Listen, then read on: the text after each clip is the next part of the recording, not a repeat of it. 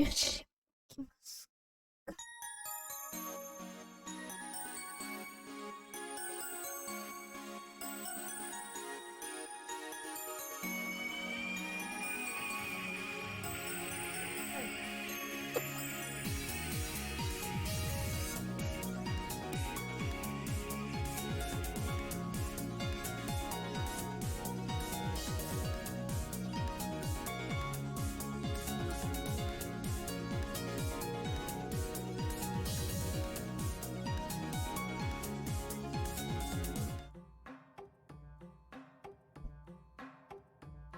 はい、皆さん、こんばんは。Leisha yet again with more useless stuff on Japan, of course. Now, this was something I wanted to mention a couple weeks ago when I was doing the gaming stuff, and I completely forgot about it. So let's just start off with makeup. Sega, back in December 21, did a special sale in around Christmas time, and to commemorate that, they did a giveaway. They did a gaming PC giveaway. Now here's a spec. Okay, I'm gonna start off with the second part. Okay, CPU i9 12900K processor, with an ASRock Z60 690M ITX motherboard, and the graphics of Radeon RX 6900 XT overclock, and 32 gigs of memory, and 2000, so 2 terabyte of 2000 gigabyte of SSD. Was it 2 gig? Oh, well, never mind. Anyways, they're not kidding when they say the fastest in the world. It clocks in at top speed of 100 an hour.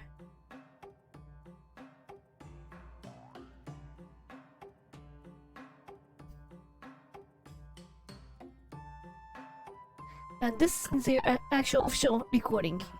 Yes, they're not kidding when they say 100 crack.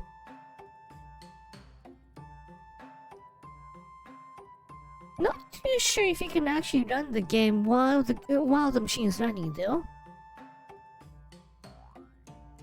And I'd love to see what kind of if there would be what you might call it, what would be called the Doppler effect on the radio frequency or Bluetooth or whatever the wireless connections they're using. Anyways, and I don't think there still is a viable option for wireless display. I don't think, unless you strap on an extra battery and try to transmit from there onto a TV type. Just can't think of any other way offhand.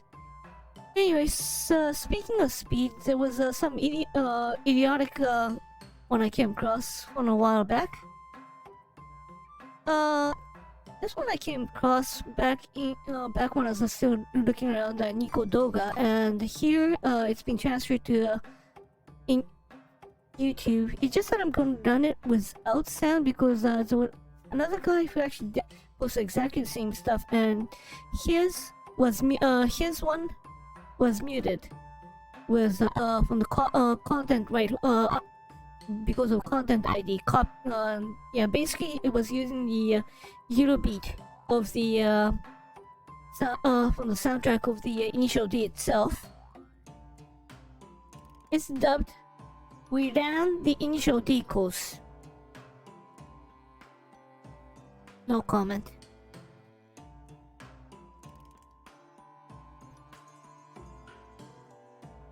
They actually did a drift turn as well. Oh, by the way, that guy, his box actually read "G's Gundam." Yeah, drift turn. There you go.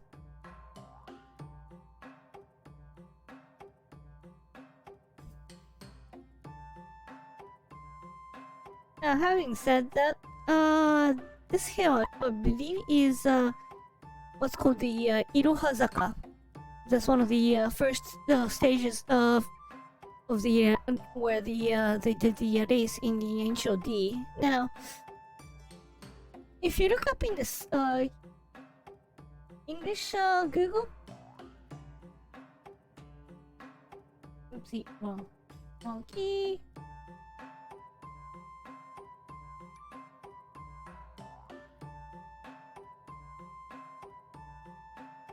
It actually shows up as yeah, unique spot. Yeah, you can see it, instead of saying something else, yeah, they even included the term initial D on the map itself. As you can see. In the meantime,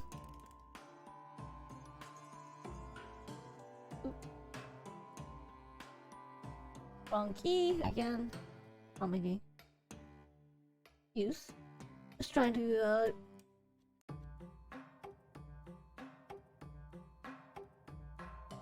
redo the size. If you Google map in Japan, sometimes this Irohazaka shows up as not scenic route but racing track. Actually, I haven't been able to recreate that on my Google map. See if anyone else, see if someone can pull it off. Anyways, and while on the subject of initial D,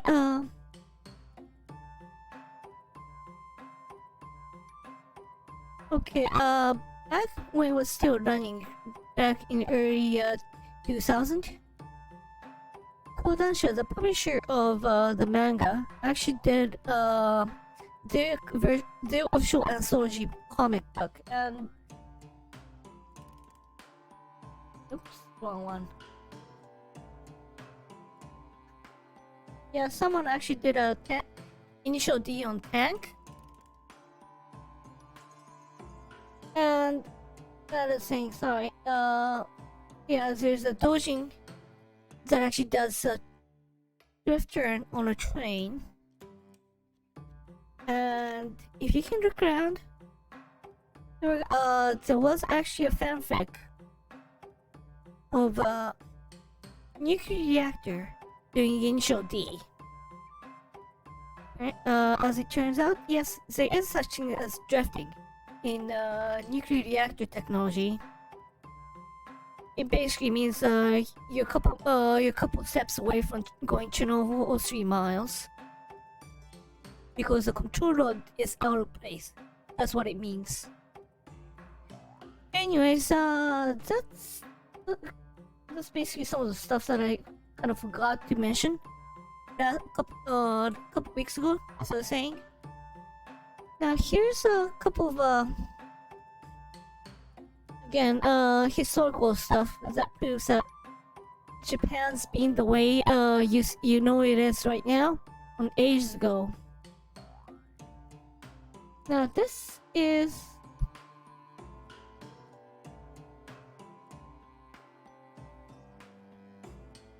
oops, yeah.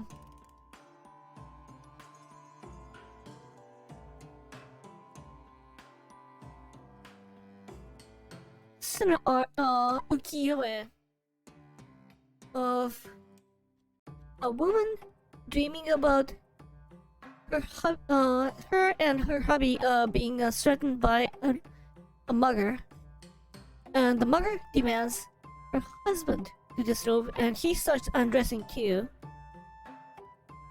And while she's dreaming, her cat is asking for dinner. If you can act, this was drawn back in early 800s. 1800.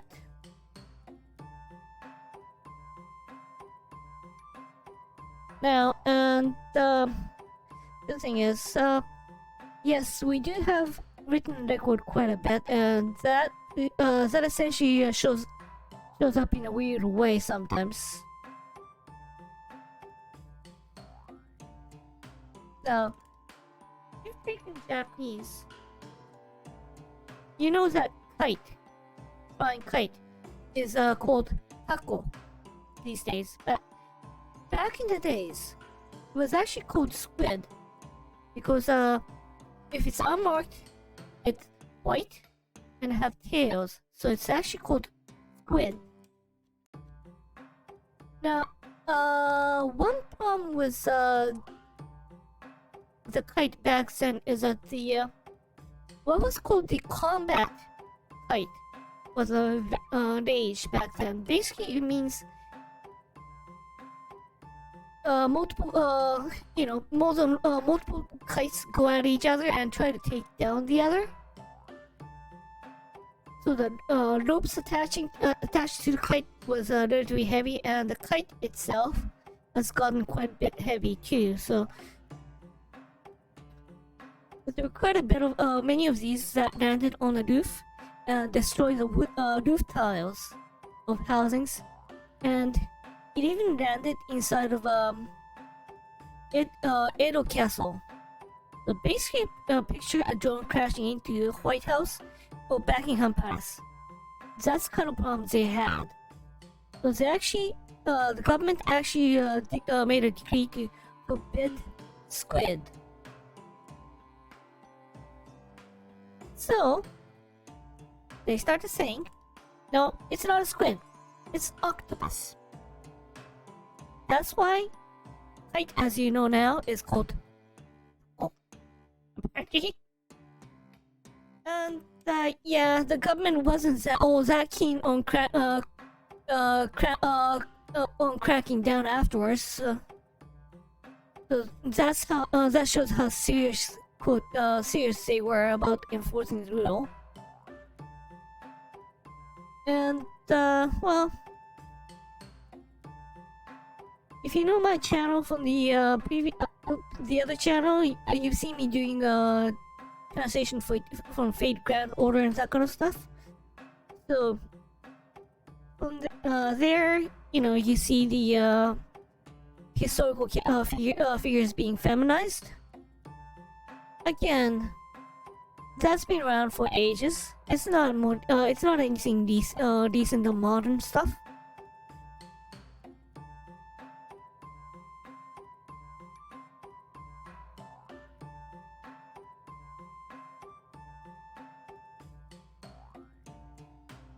There's actually even an art of this wooden print shop, but instead of a male guys doing it, it's being drawn by it's being replaced by ladies. So if you thought feminization is more recent stuff, well, it ain't. It has history. And again, having all these well documented stuff, it sometimes you turn up weird stuff. In case, if you know, been looking around like a Sega game called Yokai Watch, or Gegege no, or even better, IP like Gegege no Kitaro. You've seen stuff called what we Japanese call yokai. That's basically anything they couldn't explain back in the old days. They try to blame it on a supernatural being. That's the general term. That's the general idea. And here is one of the most well documented case of some incident turning into yokai. So in the first year of Banji, or 1655, there was this gentleman called Yokoyama. On the way back home from work, a samurai, by the way. He encountered this a monster with a white butt. That appeared out of under the bridge and screaming at him. So being samurai that he is, the guy attacked the entity with a sword, which turned out to be a guy, this guy mooning at him. So,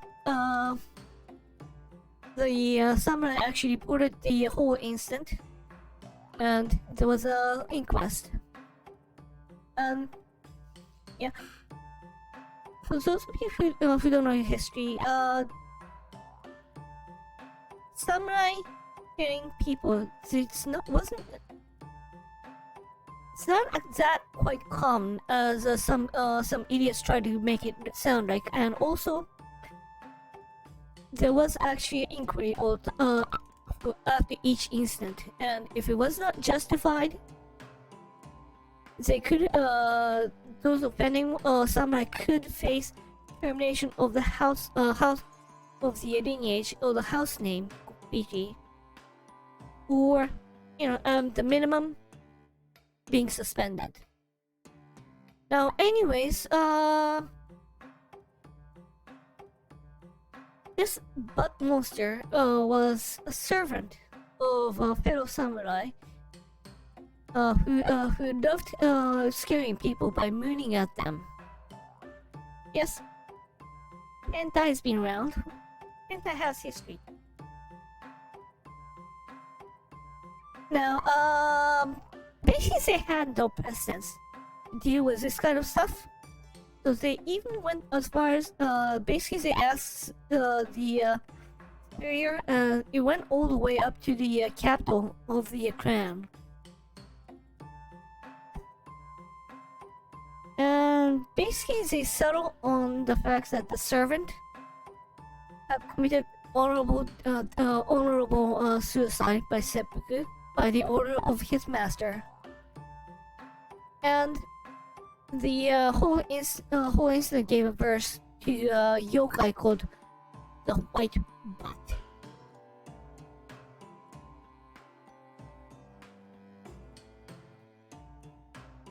Scary enough for you guys?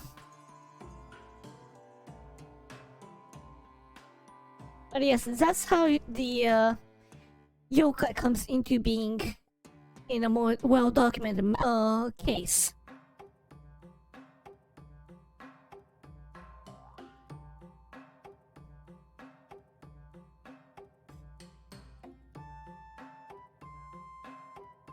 And yes, there are tales of a scary white butt showing up in the middle of the night. Now this one, just because there was another argument going on that I came across a couple days ago, where it was going like, the ghost stories you see eyes, hairs, or head floating around, but has anyone seen a ghost that's showing genitalia or butt? And general comment was, okay, you do that and it stops being horror story and it becomes comedy. That was the general consensus. Now this one is one of those same idea as the British housing, where they say if it's not haunted, it's not a heritage building. Now, temples in Kyoto and Nara, basically they've been around some over 1,000 years. So sometimes when they say, no, we have no old record, that usually means in Kyoto and Nara, that means that it usually means they don't have any record that is at least 1,000 years old.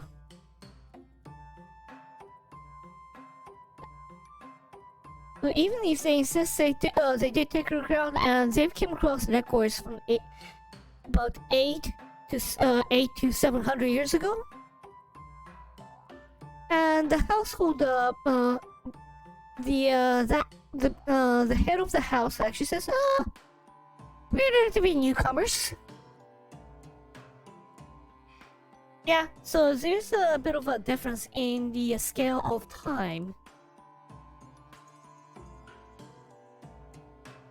Yeah, speaking of hentai, there was just a weird discussions that went on around early November of 21. We started off with someone suggesting, you know, if there was tentacles from all those smut anime that if they appear on Earth, okay, from historical background, Japanese would definitely eat it. Even worse, no point have it. No, make it shabu shabu or sashimi, vinegar with a bit of a momiji oroshi.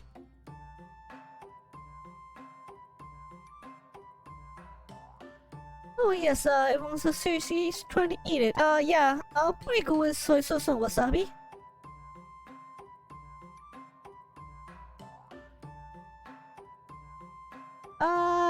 Yeah, depending on the size, we may or may not be able to cook it. Hey, we eat whales. Size doesn't matter. Hey, remember, we sea cucumber. Yeah, we eat them. And if it's even toxic, we'll try to neutralize it.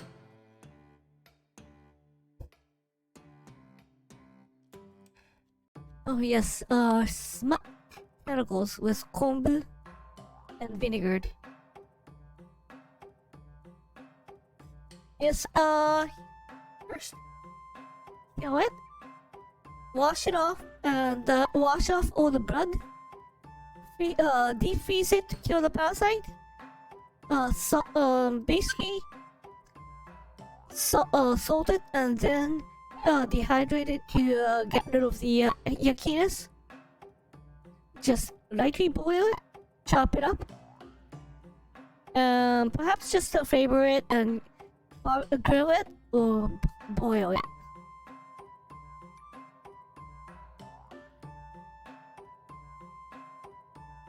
Okay, but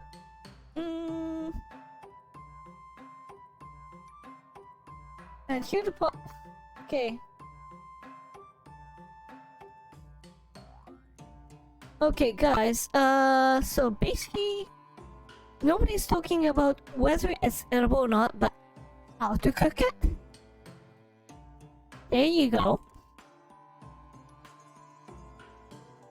So yes, there you go. Tentacle shows up. In Japan, it's not going to be smut anime, but just straightforward sashimi. Now, one of those big serving case I came across. This is a udon place that actually has just being nice to customers, and it actually shows how much servings they have. The regular serving is 400 grams. That's about a pound. Large serving is 500 grams. Super large is 600. This 2 trays for 800 grams. And the last one says 1 kilo is a serving of 1 kilo.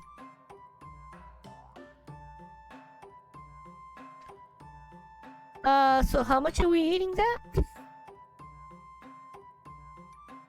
Okay, so yeah, that's three plates, 3 servings in total. That's 1 kilo.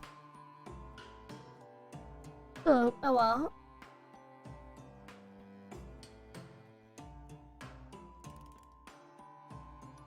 And yeah, I don't know if anyone on over here would do it, but then there's this Chinese history prof who gave it an assignment in the old days where The students had assignment to read and decipher ancient Chinese cooking book, and I've taken cook it as the recipe says, and if it's accurate and if it's yummy, they get A. If it's an okay one, it's B. And if he thought they were trying to kill him, they'll get C. However, the office gave him a warning. If you have one food poisoning case, you're going to be fired. That's why he had to quit. Stop doing that. And this is a record of his one of the assignments from 7 years ago.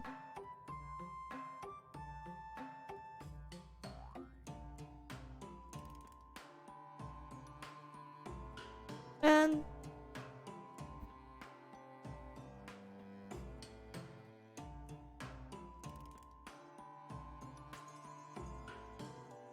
okay, and sticking to the eating again, here's the 2021 Bento Award. A very manly one. Steak, sausage, and meatball. Veggie? What veggie? Oh yeah, there's some here. Straight can of it, green.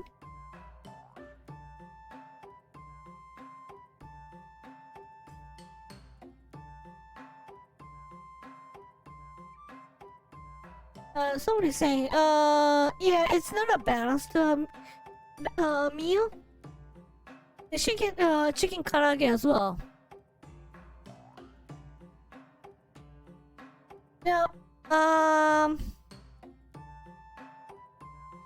okay, this is an interesting article, shall we say, of this guy who actually decided to make an udon. Now, udon, you have to beat the dough with the feet. Step on it to knead it to create the cushiness. Now, this guy's got an interesting idea. Yeah, if stepping on it makes it yummy, how about wrestling?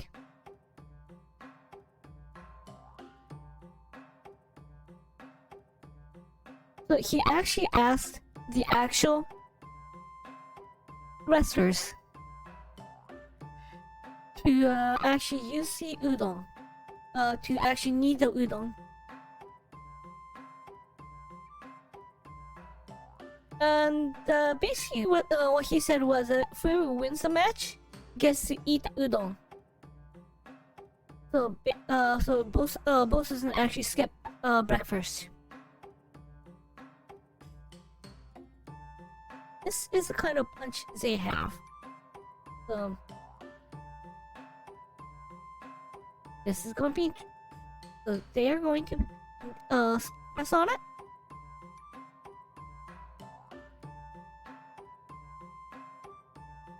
And they're going to fight in it. They're not going to fight over it, but they're going to fight with it.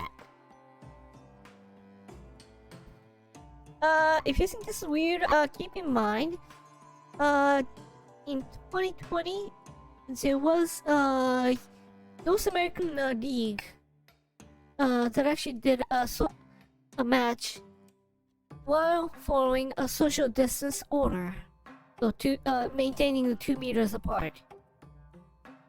This is a little more close contact, shall we say?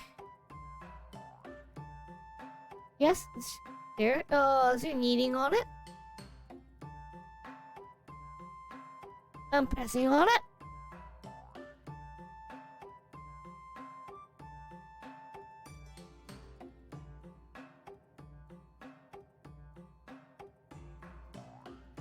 Any questions?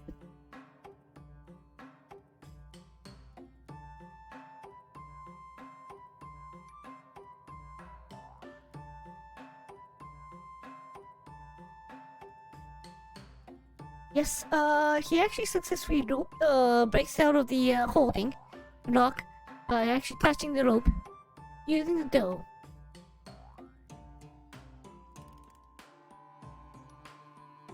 And instead of grabbing something, yes, he chops down 9 and squeezes over the opponent.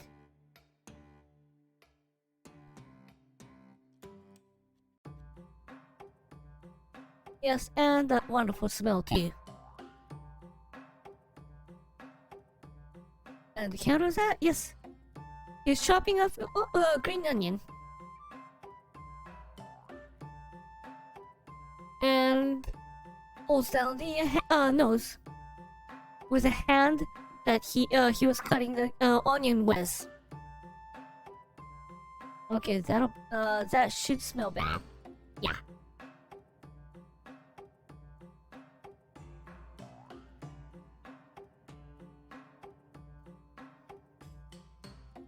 Anyways,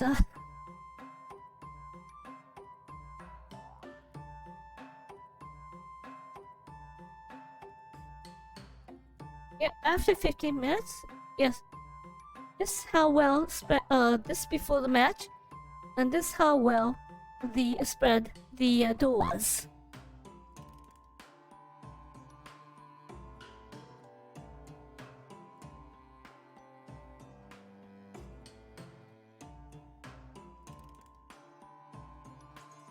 Oh yes, generally speaking, after you boil it, they would actually wash it down with cold water, and then they would actually not dehydrate it, but then just get rid of all the extra moistures. So yes, while they're at it, while there's rusters, so why not just use it? Why not use them to do a spin cycle?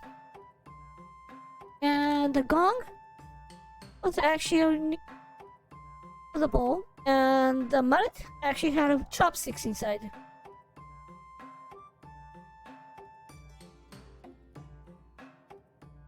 And the mitt he was using before the match, it actually had the front tempura pieces. Okay, I ain't saying anything anyways.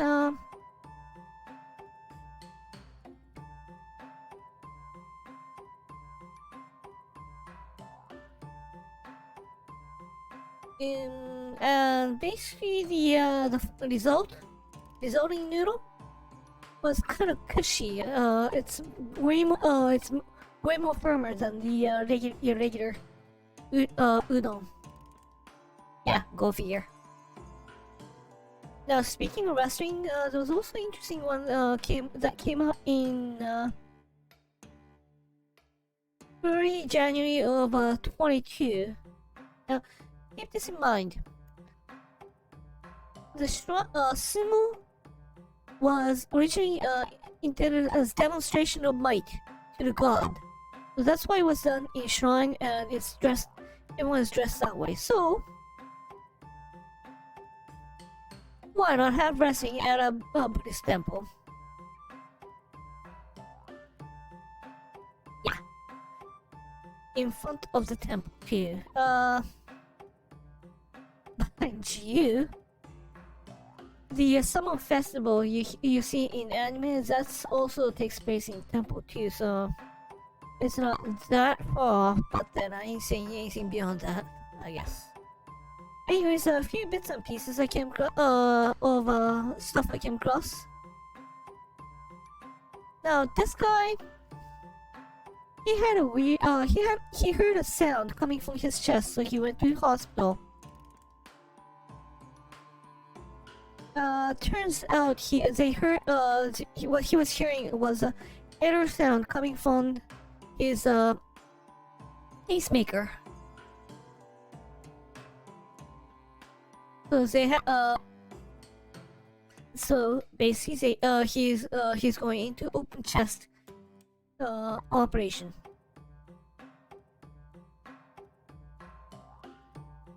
Basically, the defibrillator, implanted defibrillator has detachable lead.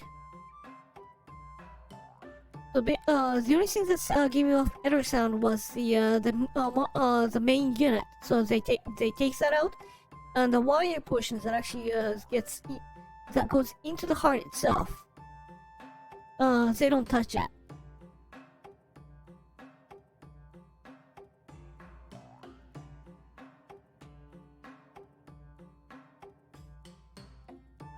But yeah, if you hear a sound coming from your body, go to hospital. Now, this one is from Canada, as it turns out. Starlink, yeah, like as this guy was saying, Starlink works great till the cats find out this gives off a little heat in cold days.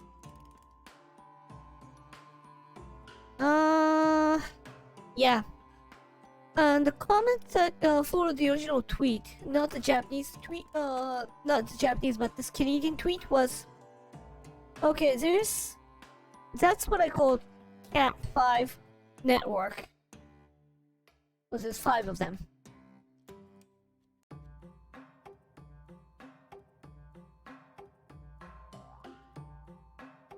And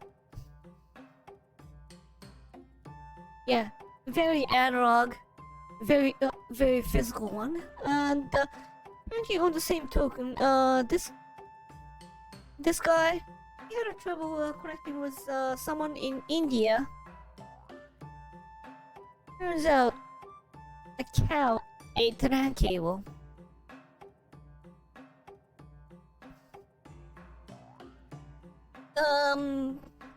So this guy, well, this guy went to excavation camp in India, and one thing the Indian chief said, I mean the head of the excavation said was, always put cable on the ceiling, on the roof, otherwise it'll be chewed off.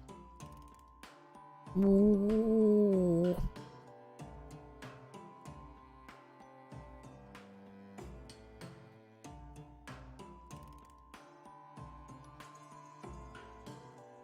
Okay, I get nothing's that grand, but then this guy, this lady showing off what hobby, her hobby was eating as yummy and yummy. The problem is, it's doggy breads. Okay.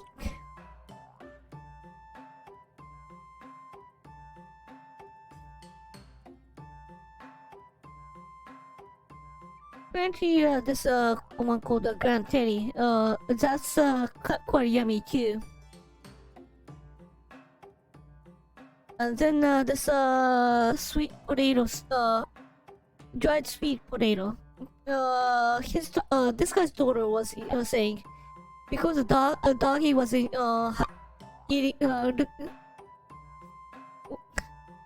was making such a happy face eating it, so she was eating it too.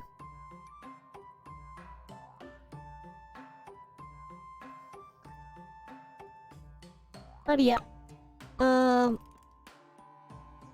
thing is, most of these are usually more expensive than human ones. Apparently. Oh, and this one is one of those if you university allows for it, well, go for it. Now that we in the mid-March for the April exam. In Kyoto University, there was a German final exam, which said not just straight open book, but that they can bring in anything. So, one student brought in an actual German guy. Yep, it's not cheating. That anything goes. And apparently there was this high school case where it was open note, but then what the teacher said was, you can bring in a note to a business card size paper. So what ended up happening was that the students tried to jot down everything that they needed to see, and then they try to go squeeze it in into that little tiny space. By the time they finished filling that paper, they actually memorized everything, so they didn't need the paper. Anyways, that's it for today's bits and pieces.